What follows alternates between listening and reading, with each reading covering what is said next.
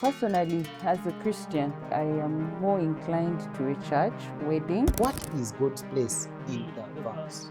If I have never had 28 million on my account, I'm surviving every day probably with like 300,000.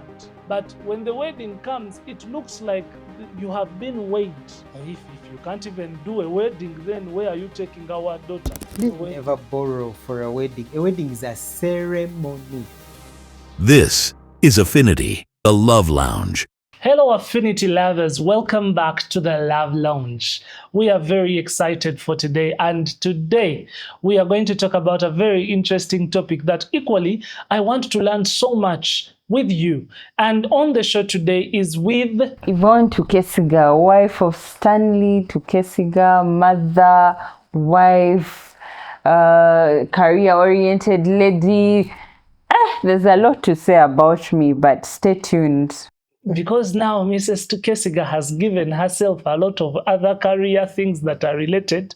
Today we are going to talk about an interesting topic. And with me is our relationship coach, Ditas. Hi, thank you very much. I'm Ditas, dad, father, husband. I'm happy to be here. Thank you, Ditas. Today we are diving into a very important topic, and this topic is what has bothered very many of us. Sometimes we don't know whether it is how we understand it, but I know one thing, especially for the ladies, it keeps you awake. It is the topic of the wedding, after the decor, after the drone shots, after the whole guest list. Ladies and gentlemen, the question that I have today to all of us is, what is the real significant purpose of a wedding? Before we go to the significant purpose, Hudson, you were talking about the wedding. My heart skipped a bit because for us ladies, that's a very, very important day. I remember towards that day, there were so many things I kept on wondering. What color is my changing dress? What color will my maids put on? It's an exciting day, but very stressful. I was wondering, do men also think in those lines? Or it's basically, I had a rumor that reason why men are always serious on the wedding. If you notice, women are always smiling, and the men are. I had a rumor that it's because men are always thinking, look at these lights, they're going to cost me 500,000. Look at the dress she's putting on, it cost me 2 million. Is it true? From a perspective of a man, I think sometimes it's true because value has to really make sense. You're looking at a cake. Personally, I don't even like cake. You're looking at a cake that cost you 6 million and you're just going to come and cut it once. And they even pop it with visasiro. And the lady made sure it's the one you got.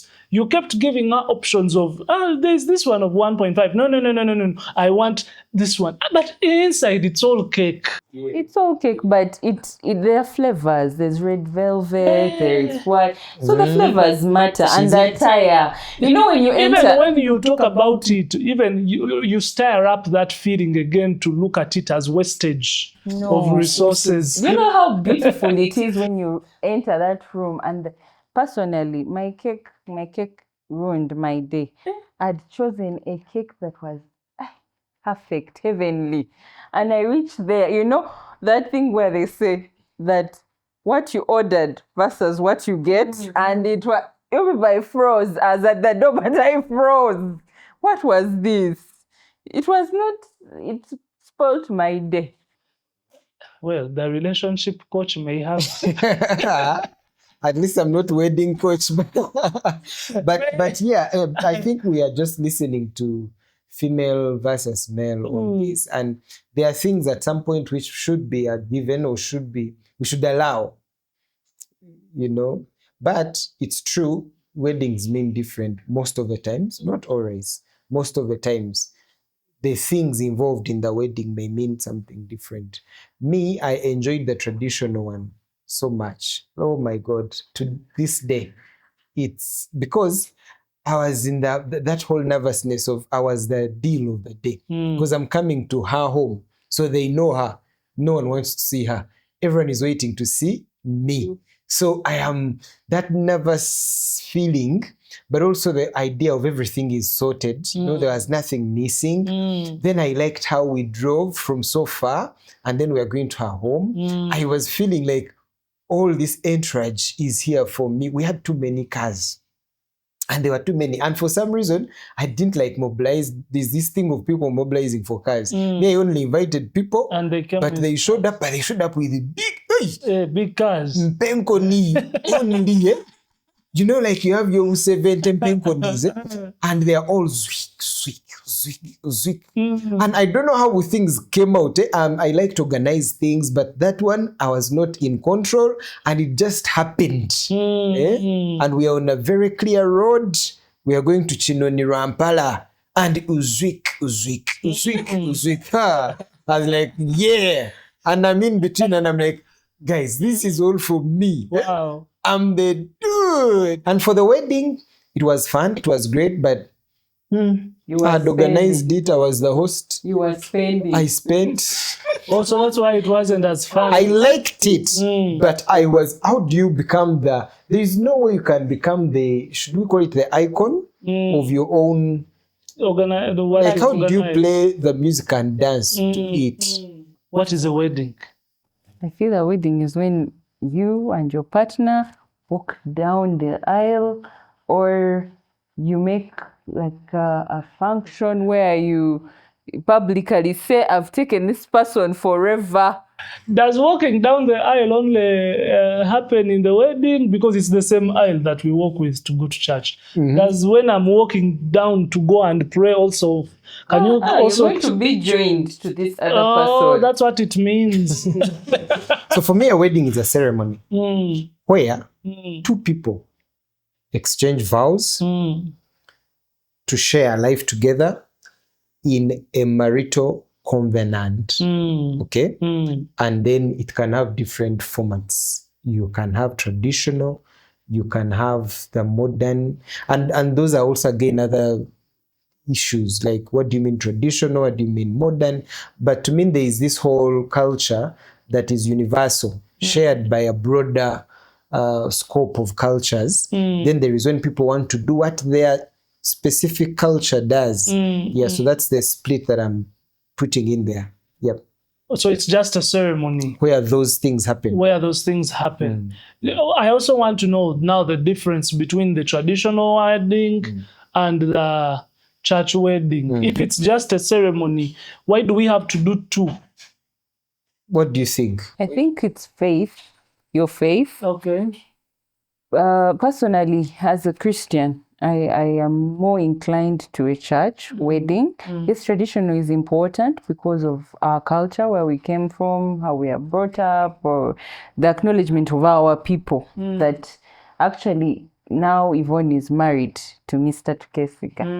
And then now church is for my faith, me before my God. What am I saying before my God to this man I am taking as my husband? So it's basically me and my God and my husband now making this commitment to each other according to our laws, our guidelines of faith.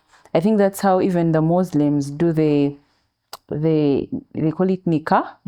So it's according to their faith. They have values, the way that it's supposed to be done. So I think we do these different ones to acknowledge the different sects to which we belong.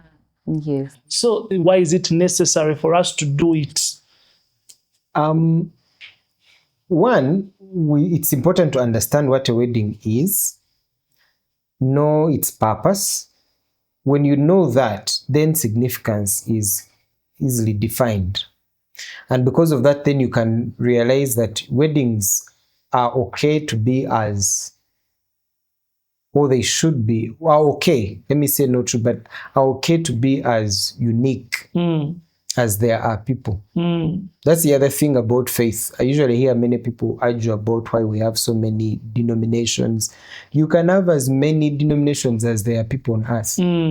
Everyone is unique. They can choose how they want to believe. And so a wedding is a ceremony where two people come together to share vows and celebrate their union. Now, it's up to them how they choose to celebrate the union. Knowing that this is a ceremony where two people come to exchange vows and celebrate their union helps you get a lot of things into perspective. One, that it's about them. That weddings have a long history. This is something that started, so much is written about weddings. Every culture chose their way. Those things help you realize how man is the same. The fact that everyone would feel this is something worthy celebrating. Marriage, the coming together of two people. But I think some cultures in life never archived or tracked their patterns. Yeah. So we tend to read for others. But some of the histories we have are from Mesopotamia about 5,000 years ago. That can take us to things like 2350 BC. You find then later on the Greek pick it up, the Romans, the Hebrews, and they begin to celebrate the union.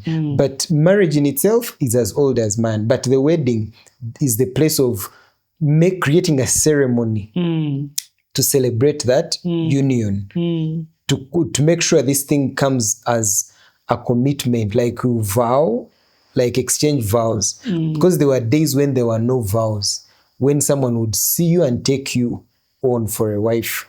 In different cultures, we can only read what has been written, then other cultures never wrote. But the deal is, it's the ceremony of celebrating while people exchange their vows. Do you think that a ceremony is important? Do you think it's important to have a ceremony where you invite and then do the vows? Do you think it's important to actually have the vows? Does God honor the vows? The vows, yes. Yes. If you want to deal biblically, even the Quran, vows, yes, God honors the vows. Malachi tells you in chapter 2 that God is touching Israel, and he says that I was there when you vowed to the wife of your youth that she will be your wife of your youth. Now he's telling them, I'm unhappy that you're breaking that covenant, that vow that you made to her. But you realize that God is saying, I've been observing your patterns as humans, and this is what you do, and it's important. God is usually, I personally find God amazing. He's relational, and he's a teacher. He likes to teach us things that create a peaceful and beautiful life. He wants to help us know how to enjoy our own lives. It's two in one. It's a whole thing of the hen and the egg. What came first? That when you honor God or follow his commandments, your life is beautiful. But also he's trying to tell you, I'm more interested in the beauty of your life, that there is no other proven way for you to have a beautiful life other than on the way I've showed you. So he's trying to say, what I've showed you is for you. You're the beneficiaries. I'm not the beneficiary. Simply do it for your good. So for example, a vow. God is saying, if you didn't have vows, I still remain God. I'm not going to change. But when you have the vows, it helps you know that the person I'm committed to has also committed to me. And if you honor them, you will then both enjoy your company and relationship, which turns out to be beneficial to you. But none of that changes me as God. So this thing is for your good. So it has nothing to do with, we have a misconception of if I don't walk down that aisle and I say these vows, then God is very annoyed with me. And we've had all that. Instead, the question should be, where is the place of God in the vows? I think that's where our conversation, or what you are saying, that's what we should reflect on. What is God's place in the vows? And for me, I think God's place is And for me, I like to have people draw the lines on this. One, if you honor God in your life, if you feel God is a factor in your life, why would you do anything in your life without his involvement? Yet you claim he's a factor. If he is a factor, then whatever you do, involve him because he is a factor. You understand his place. So you go there to make sure that he's part of the story of what you're doing. If he's not a factor, you don't have to involve him. So there are people who plainly tell you, I don't believe there is a God. Or God doesn't exist. Whereas using platforms like marriage to bring them a little bit closer to God, to tell them God exists, bring him in your marriage, it's helpful. It's a platform to spread the gospel, if that's what you want, or spread a form of faith. But for them, they don't have to if they don't believe there is God. For us, we still should invite them because it's our privilege to tell them about this thing we want them to know about. I don't know whether that makes sense. And then, because you've talked about the vows, now who has come up with the vows for richer, for poor, in sickness and in health? It looks like every church is actually using those. Are they in the scriptures? Are they... Because now you've talked about how God honors the vows, and me who is giving the vows, I'm just repeating after the priest or the church leader, the one officiating the wedding. So these vows, are they godly? Who came up with these vows? Philosophy. Man is designed with a philosophical element. That's why at some point we trust some people and begin to call them doctors of philosophy. The idea that we continue to unearth this broad and bottomless entity called man. We continue to study man and unveil him. So whenever we unveil something new about man, we write it. And whoever writes that, we see them as a philosopher, especially when it is weighed against the wisdoms of the age and it is found to become a light above all other lights. But when another light comes up, then that light can take the day to as many as can receive it. But the depth of the matter is, you are two people, you're getting into this. The question is, what are you committing to? You too, what are you committing into? It's about you. I also don't even agree to the idea of repeat what the priest is saying. You should have been taught into it so that what you're committing into, you understand, you accept, you're willing to go that way. Not saying it because the priest is saying repeat after me. And because of that, if there is anything you believe you don't agree to, or you're not willing to commit to, then don't. Then if there is what you're willing to commit to, come up with it. Personally, I came up with my own vows, and I went and asked the church. I told them, I want you to know that the moment that vows come, I'm requesting you to officiate my wedding, but this moment is mine. It's me getting into this with her. I'm requesting you let this be our thing. You know? And they said, what do you mean your thing? I said, yeah, it's us getting married. Then the priest said, I find that wise. Okay, we discussed of it's me who wants to commit what I want to commit and know I'm committing to this. I know what I'm getting into, so I want to tell her what I'm committing to. And I told her the same and said, take time, find out if you agree with me. If you agree, then also come up with things that you want to commit to me. And so the priest found it wise, and he was like, so what we're going to do, he was not like the top leader. He said, I'm going to forward you to the top priest. We are going to request you. The church sat and suggested that we then submit them to the church. So the church was to assess them against their convictions, the doctrines of the church.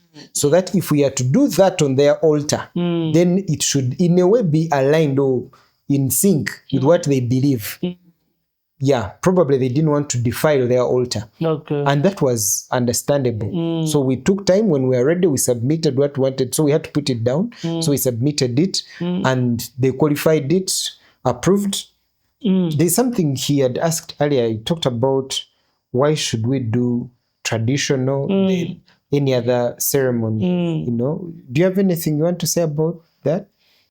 Like I'd said earlier, I think the reason why we should do both, or the reason we do both, is because we have a culture, we have a background, which we belong to from our forefathers and all.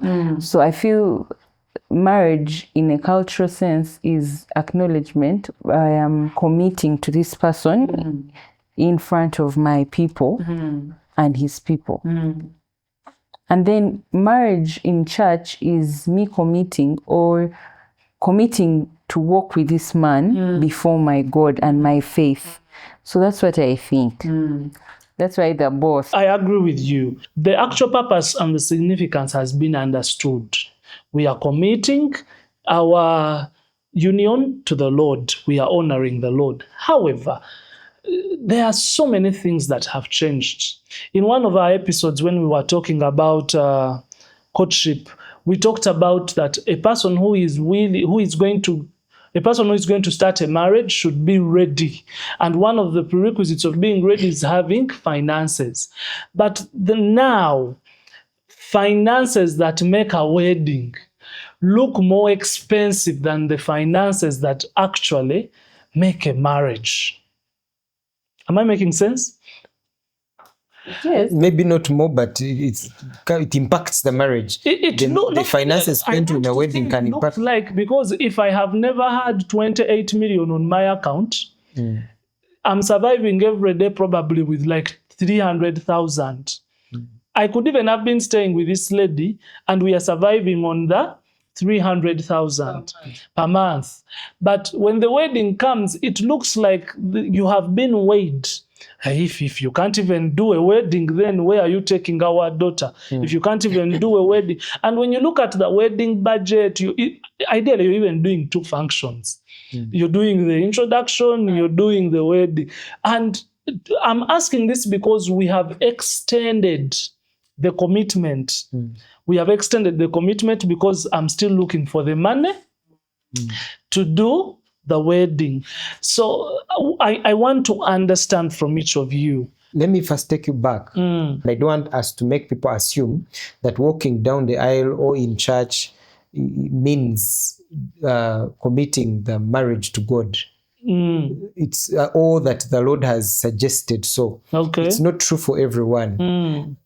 So much is in there. Number one, people walk down aisles or on altars which are not godly altars. They are altars of different things according to what they want or what they honor. Atheists' wed are not traditional. They go do the traditional thing and then they come and do another one, white weddings, things like that, where they get their friends and they have like the DJ at their club to officiate the wedding, like so many altars. Then also, when you, for example, marry somebody against the will of God, walking them down the aisle in church does not make it a godly marriage. So that is another thing altogether. But church marriages also don't have to be in a church building. The question is, how do we bring God in our faith, in our understanding? How can we be confident or convinced that God is part of this whole thing? Then we begin to discuss that. And some people, if you are not mature in your faith, get your faith leaders to teach you what will help you to be sure that God has come into this. Humanly, I want to state at a human level, some people may want to throw stones at me. The most important function is that traditional one, because the significance is you're bringing these families to meet and witness that these two children have joined together. Then number two, the state. That the state has a responsibility to lead, govern, and guide its people. Now, when you come together, you are starting something that is going to bring upon the state extra responsibility. That if we were 45 million people and we're going to give birth to 2 children, you're adding to our 45 million people other 2 and we want to plan for them. The state laws, courts of law. Tomorrow morning, when you find this child on the street, not in school, who should you hold accountable? When you're holding them accountable, as who? So the state wants to prepare. We have again gotten other 2 people married. So we should expect increase in the population. How prepared are we to take care of them? Then also there is a good part that if people are getting married, committing legally into a marital covenant, what does that mean to the state? It means that we have another unit through which we can communicate, organize society, because family is a very amazing, it's the smallest unit of any society. And in there, it is the stronghold, it's the pillar of any society. Why don't you feel like also the church is something that's important? Yeah, it is important. I was just coming to that. This is human. The other one is the most... humanly. Now, church, now we go to the place of faith. Now, faith is a choice. Faith is a choice. That's true. Let me dare to say something on this platform. In Uganda, where we are, there was a conversation in Parliament. I think it is an ongoing conversation about the marriage bill. Yeah. And they were editing so many things. And there was an argument on the state prescribing how Christians should marry and then not prescribe how other people should marry, then Muslims. I have an opinion on that at the state level, the bill should always be uniform. Yeah. Because the state has a responsibility to take care of all citizens the same at that level. Yes. Then faith is a very personal thing. Because when you want to deal with, how do we deal with a Muslim whose faith allows him to marry 4, 5 plus, 2, 3, there can be as many as you can take care of. You must be able to manage them. And then come back to the Christian and say, for you are a Christian, you're supposed to marry. And then you take those people to court. What if I stand in court and say I'm not a Christian? You know, it's my right. Faith is a very personal thing. The state can't rule or control faith. It's a place God has let man. It's a person's right. So at the state level, we are simply saying, make sure we get a legal placement. Like legally, you should be qualified. Let the state know, based on its strata or whatever, the strata, the bills that are in place governing. So you make sure that before the state, because the state has to take care of its people legally. When one day if you say you want to separate, how do we handle your property? If one of you passes on, so at that level, humanly, the tradition and the legal element become that critical. Then faith is individuals. Now, as many people as are hearing us, know what your faith is. Take responsibility. I think I've already said, life is about you. When you know your faith, then you will understand how to do your wedding according to your faith. Because you want to make sure your faith is in your wedding. So my question would be, if I am of a certain faith and the other one is of a certain other faith, it is your faith still. The idea is, if your faith is giving you the liberty to exchange vows with a person of another faith, it's your life, it's your responsibility, it's your choices. If your faith does not allow you to exchange vows with a person of another faith, it's your choice. So what is your faith saying? That space is really personal, and it is a place for people to control for their life's sake. It is up to them. And then if you do and can exchange vows across faith, then that place where you agree should also be able to prescribe. How do you go about it? For example, that's where people mix tradition. If you have a tradition that says the man should lead, then maybe the faith of the man becomes the faith of the woman, or you practice your wedding vows according to his faith. Okay? Yeah. So this is a place that people, like I said from the beginning, people should appreciate that weddings are about them. They should do them for themselves, for their good, and the destiny of their children, as long as they have fulfilled the part of the state. Because the state has a responsibility to take care of all of us Okay, and you must be incorporated in this society where you live. Then tradition, so that you don't have to have your people fight.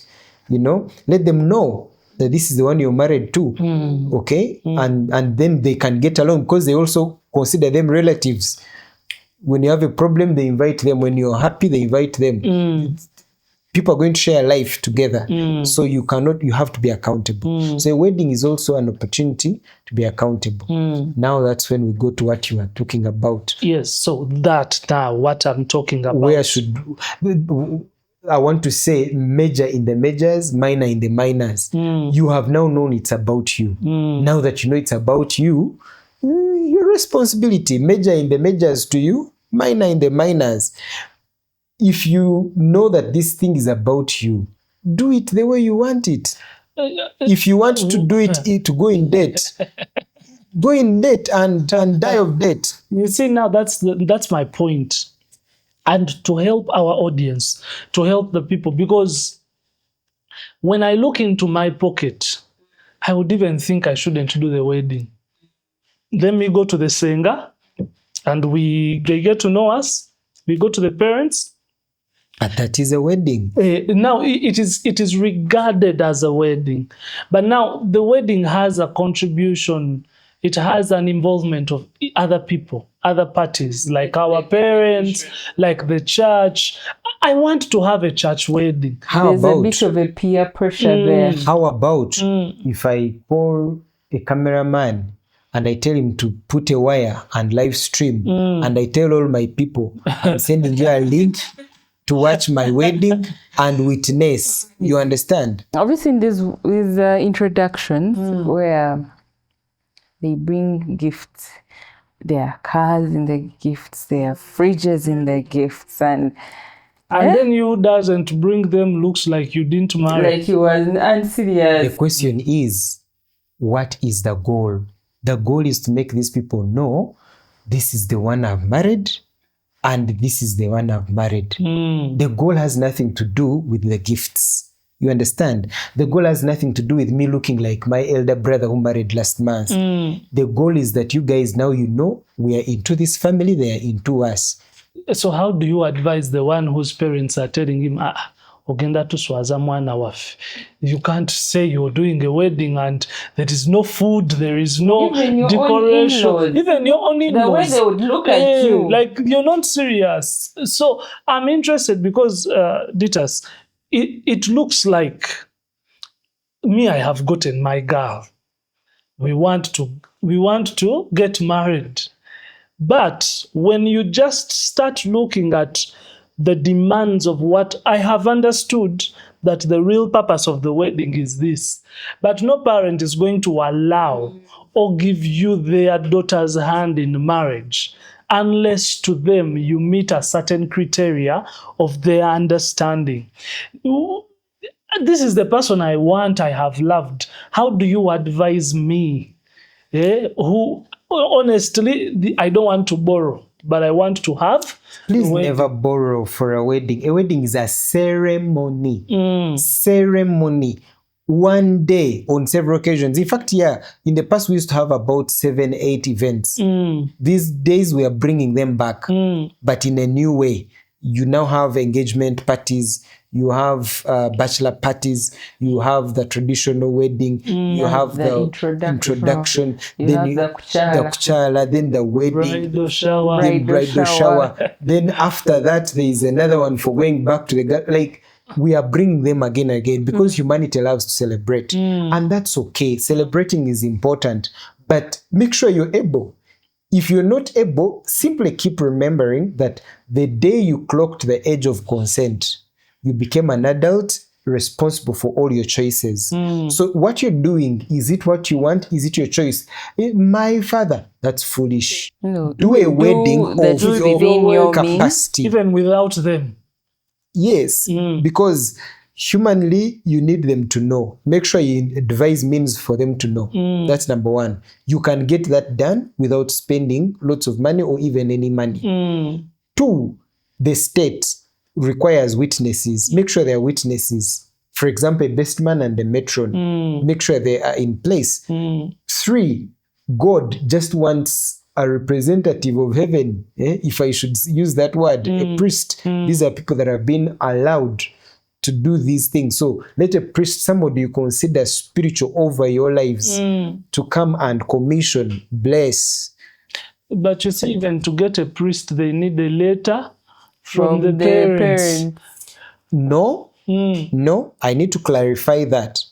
It is recommended, but not needed. For example, what the priest wants is people should know churches and faith-based organizations perform weddings on behalf of the state. It is really on behalf of the state. And that's why you can go directly to the registrar and wed. And it's a wedding. You've wedded, you're married.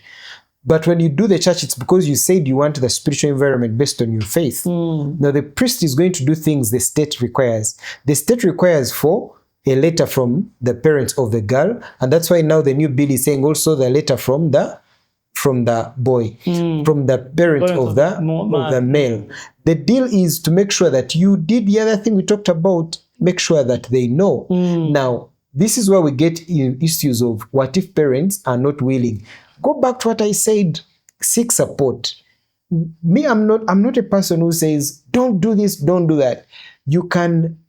All people can be supported to understand what you're up to. If you seek support, your parents can be brought on board and they can appreciate what you're up to and your capacity and your means and why you're thinking the way you're thinking, and then they get on board. Okay, and all those things again are dealt with in what I've always told people.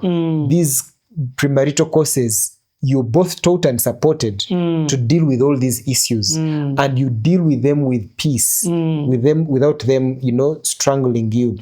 But also there is a place legally that allows two adults to take decisions over their own lives. And at that level, people can actually wed legally and they are allowed because these are their choices if a parent refuses to consent. But we usually don't encourage that because you're getting into this family instead of going against these parents. Yet we need to honor them. Let's work on supporting them to come on board.